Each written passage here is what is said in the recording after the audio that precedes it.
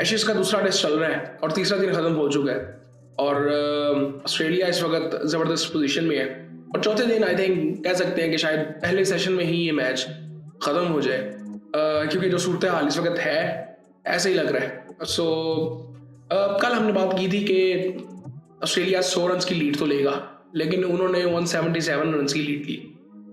511 run बनाए उन्होंने पहली इनिंग में।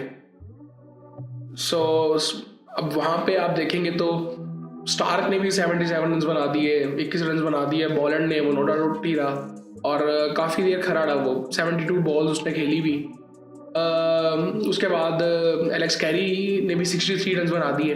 तो 511 इन्होंने कर लिया बड़े आराम से और बड़ी ज़बरदस्त इनिंग थी स्टार्क की भी। और वहाँ से फिर पता चल गया था कि यार जितनी लीड हो गई है ये बड़ा मुश्किल हो जाएगा इंग्लैंड के लिए। बॉलिंग की अगर थोड़ी सी बात करें इंग्लैंड की, तो पहली इनिंग में 4 आउट किए कार्स ने, 152 रन दिए 30 ओवरों में। एक टाइम पे आई थिंक 20 ओवरों में इसके 6 से ऊपर की इकोनॉमी थी, ये तो फिर थोड़ी सी बेहतर हुई है, लेकिन 152 रन इसको पड़ गए। 4 आउट इसने किए हैं, 3 आउट किए हैं जी स्टोक्स ने, उसको भी 113 रन पड़े हैं 24 ओवरों में। उसके बाद एक आउट किया है जी जैक्स ने, आर्चर और एटकिंसन ने, उनको भी अच्छी खासी मार पड़ी है और तकरीबन 4.5 के रन रेट से इन्होंने बैटिंग की। ये भी आज ज़रा हुई है क्योंकि आज शुरू में ये बड़े आई थिंक टाइम थोड़ा सा वेस्ट भी कर रहे थे क्योंकि टाइम बहुत था और वरना कल ये तकरीबन 5.5 के रन रेट से खेल रहे थे ऑस्ट्रेलिया वाले। खैर इंग्लैंड बैटिंग के लिए आता है और इंग्लैंड भी अच्छा स्टार्ट करता है। क्रोली 44 रन, डकेट 15 रन, अच्छा इनका स्टार्ट हो जाता है। 48 पे पहला इनका आउट होता है और 48 अच्छे रन रेट से बैटिंग कर रहे थे, लेकिन फिर बॉलैंड आता है और फिर डकेट को आउट करता है वो। और फिर उसके बाद क्रोली भी 44 रन बनाता है।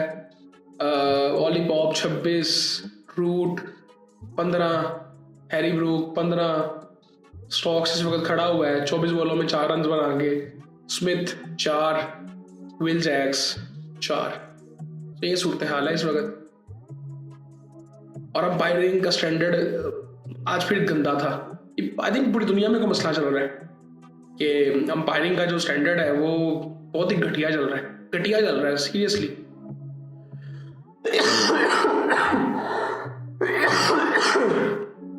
मतलब 2-3 दफा ऐसे हुआ है कि आउट पहले दिया नहीं गया और फिर बाद में वो आउट था।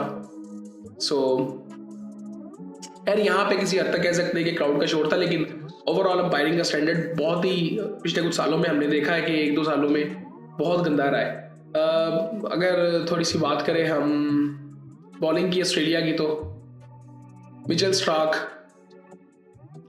2 विकेटें उसने ली हैं।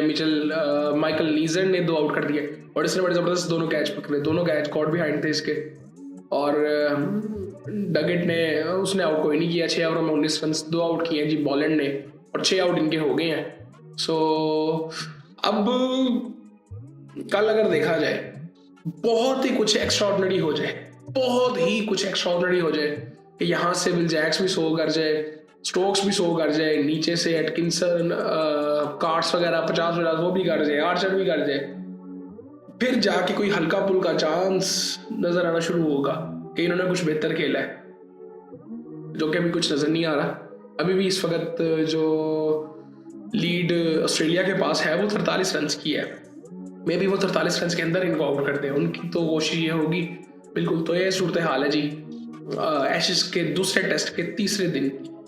सो कल ये मैच उम्मीद कर रहे हैं हम क्या खत्म हो जाएगा। अच्छा, ये जो विकेट है ना, ये मतलब ये उस तरह से मुश्किल नहीं है इतना। यहाँ पे बाउंस आपको तंग करता है, यहाँ पे सीम स्विंग नहीं इतना कोई तंग करता आपको। सो मैं इसीलिए बहुत ज़्यादा हैरान हूँ। वहाँ पे भी इंग्लैंड में अगर देखें तो सीम स्विंग दोनों होता है, लेकिन यार इतना ज़्यादा नहीं तंग करना चाहिए। इनको भी तंग कर रहा है तो फिर फ़ायदा क्या? इसका मतलब फिर मेरे ख्याल से फिर न्यूजीलैंड को इधर बहुत बेहतर खेलना चाहिए, साउथ अफ्रीका को इधर बहुत बेहतर खेलना चाहिए। इंग्लैंड भी इतना तंग होता है तो सो खैर अब इंटरेस्ट तो सिर्फ इतना ही है कि मज़ा आता है देख के। ब्रॉडकास्टिंग बहुत ज़बरदस्त होती है एशेज की, लेकिन बिल्कुल ही वन साइडेड जा रहा है। ऑस्ट्रेलिया बिल्कुल ही आई थिंक खा जाता है सपने वाले को। मतलब अभी मेरे ख्याल से ये बता रहे थे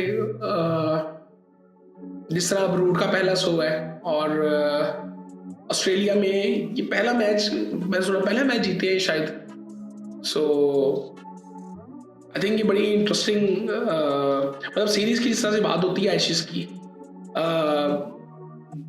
बिल्कुल वन वे है स्टैट्स। सो ये सूरत हाल थी जी। कल देखते हैं कल क्या होता है और कल उम्मीद कर रहे हैं कि रिजल्ट्स आ जाएंगे। सो बाकी फिर आपसे बात होती है।